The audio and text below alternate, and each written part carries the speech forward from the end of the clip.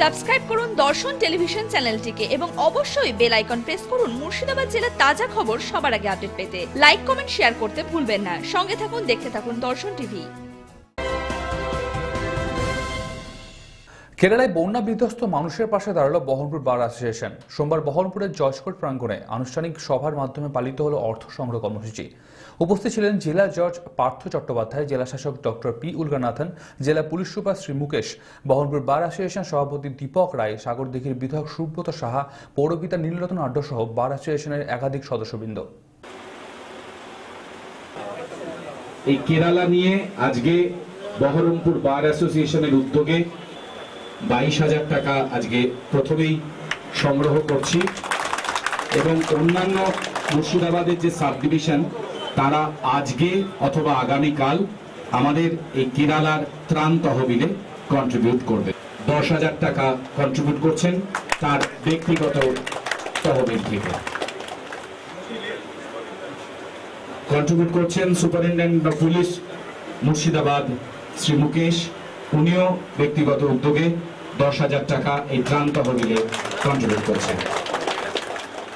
বহরমপুর বার অ্যাসোসিয়েশনের উদ্যোগে জমায়েত হতে পেরেছি, এটা খুব ভালো লাগছে যে বহরমপুর বার অ্যাসোসিয়েশনের যারা আইনজীবী তারা এই উদ্যোগটা নিয়েছেন এবং আমাদের এখানে মিলিত হওয়ার এবং কেরালার মানুষের পাশে দাঁড়ানোর জন্য একটা সুযোগ করে দিয়েছেন। কেরালায় আপনারা জানেন, এখানে ঘোষণাও শুনলেন যে গত 100 বছরে এরকম বন্যা আমাদের ভারতবর্ষের কোনো রাজ্য দেখেনি। এখানে 13টা জেলা এখনো জলের তলায় এবং বহু মানুষ গৃহহীন, এবং কেরালার যে ক্ষতি হয়েছে তার পূরণের জন্য বহু অর্থ প্রয়োজন। আমরা সবাই মিলে সেই অর্থ আমরা পারবো না দিতে, কিন্তু আমাদের সামর্থ্য মতো যদি কিছুটা পৌঁছে দিতে পারি মানুষ হিসাবে, মানুষের পাশে দাঁড়ানোর জন্য, আমাদের নিজেদের দেশবাসীর পাশে দাঁড়ানোর জন্য, এবং এই সুযোগটা বহরমপুর বার অ্যাসোসিয়েশন করে দেওয়ার জন্য আমি তাদের কাছে কৃতজ্ঞ। আপনাদের সবাইকার কাছে আমি আবেদন করব আপনারাও পাশে দাঁড়ান, এবং আপনারা যে যাবেন বহরমপুর মানুষের কাছে বলতে, তাদেরও আবেদন করবেন পাশে দাঁড়ান, কেরল আবার পুনরবস্থায় ফিরে যাক। কেরালাতে যারা অ্যাফেক্টেড ছিলেন ওর মধ্যে আমাদের মুর্শিদাবাদ থেকে অ্যাটলিস্ট 20,000 লোক ছিল ওর মধ্যে। সো যখন ওখানে ফ্লাড হয়েছে অ্যাটলিস্ট অ্যারাউন্ড 7,000 to 8,000 ফ্যামিলি আমাদের এসডিও বিডিও কাছে ওরা এসে বলেছিল ওদের পরিবারের যারা সদস্যরা আছেন ওরা ওখানে ফেসে আছে আর ওদের ডিটেল ওরা পাওয়া যাচ্ছে না, আর ওদের অসুবিধা কী হচ্ছে, ওরা কি সেফ আছে কিনা ওরা ওটা জানতে পারেনি। সো পরে আমরা এখান থেকে একটা লিস্ট তৈরি করে আমাদের হোম ডিপার্টমেন্ট মাধ্যমে আমরা কেরালা গভর্নমেন্টের সঙ্গে টেক আপ করেছি। সো আমরা আজকে যা লয়াররা যারা এই কেরালা ফ্লাডের জন্য যা এরা কম্পেনসেশন যেটা দেওয়ার চেষ্টা করছে, ওর মধ্যে আমাদের মুর্শিদাবাদের কিছু বাসীরা যারা আছেন ওরাও ওখান থেকে বেনিফিট পাবে। সো এই উদ্যোগ আমি কোথাও দেখিনি, ইনফ্যাক্ট অনেক জেলাতে আমি কাজ করেছি যেখানে বার অ্যাসোসিয়েশন এইভাবে একটা পুণ্য কাজের সঙ্গে জোড়ানোর চেষ্টা করছে। এটা দেখে আর শুনে খুব ভালো লাগছে। আমরা আশা করছি এইরকম সবাই যদি ইনস্টিটিউশন যদি এগিয়ে আসে ফের আমাদের জেলা या দেশ চালানো কোনো বড় কঠিন জিনিস হবে না। সো আমি পার্টিকুলারলি বার অ্যাসোসিয়েশন সভাপতি যে আছেন খুব অ্যাক্টিভলি উনি কাজ করেন, এই উদ্যোগের জন্য আমি স্পেশালি ওনাকে কংগ্রেস জানাচ্ছি, ধন্যবাদ জানাচ্ছি। Thank you. আমাদের জেলা থেকে অনেক লোক কন্ট্রিবিউট করছে, কিন্তু বার অ্যাসোসিয়েশন একটা বড় সংস্থা, একটা ইনস্টিটিউশন, ওরা এভাবে উদ্যোগ নিয়ে আজকে অনুষ্ঠান করছে আর এভাবে কন্ট্রিবিউট করবে সেটা অ্যাপ্রিসিয়েবল। আর আমাদের জুডিশিয়াল অফিসাররা আছে, আমাদের ডিস্ট্রিক্ট জাজ সাহেব উনি বললেন ওদের জুডিশিয়াল অফিসার বি এর মধ্যে কন্ট্রিবিউট করছে।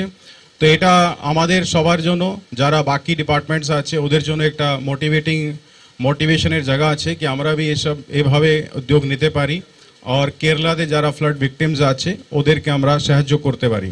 বার অ্যাসোসিয়েশন আয়োজিত এইরকম একটা অনুষ্ঠান আমি এটা নির্দ্বিধায় স্বীকার করছি, আমি দ্বিতীয় বা আমি অন্তত এটাই প্রথম দেখলাম। এটা আমাদের কাছে আজকে একটা শিক্ষণীয় যে সবাইকে একত্রিত করে কিভাবে এইরকম একটা মহতী অনুষ্ঠান করা যায়।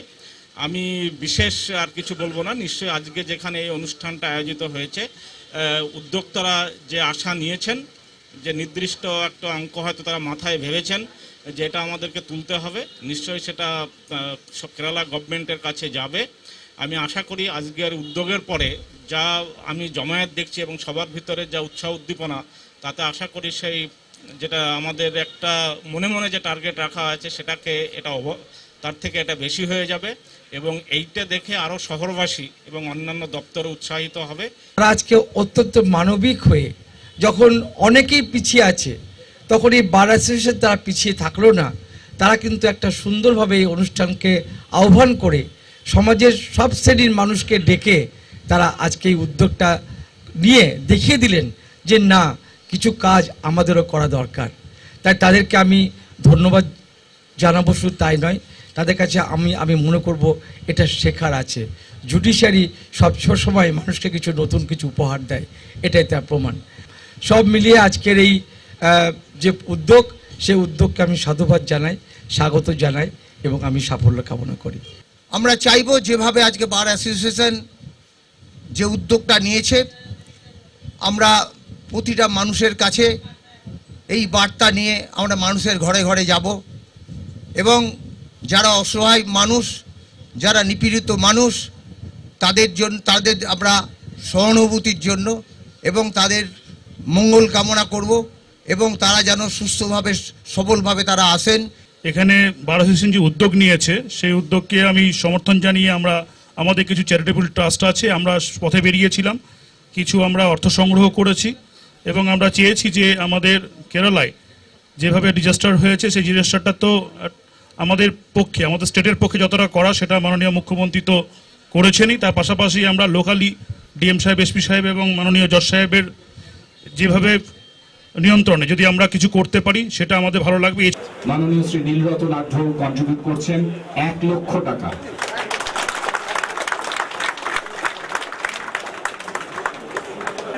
মাননীয় বিধায়ক শ্রী সুব্রত সাহা, তিনি কন্ট্রিবিউট করছেন 5,000 টাকা।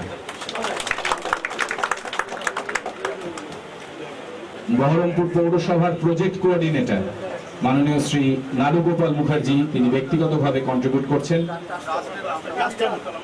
এপিজে আব্দুল কালাম, তার কন্ট্রিবিউশন 50,000 টাকা।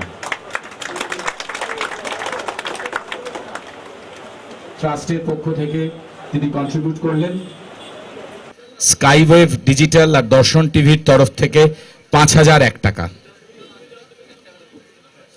দর্শন টিভি এখন আরো আপডেট। এখন আপনার অ্যান্ড্রয়েড ফোনে মুঠোর মধ্যে পেয়ে যাবেন জেলার সব খবর সবার আগে। জেলার খুঁটিনাটি সব খবরে আপডেটেড থাকতে সাবস্ক্রাইব করুন আমাদের ইউটিউব চ্যানেল এবং লাইক করুন আমাদের ফেসবুক পেজ।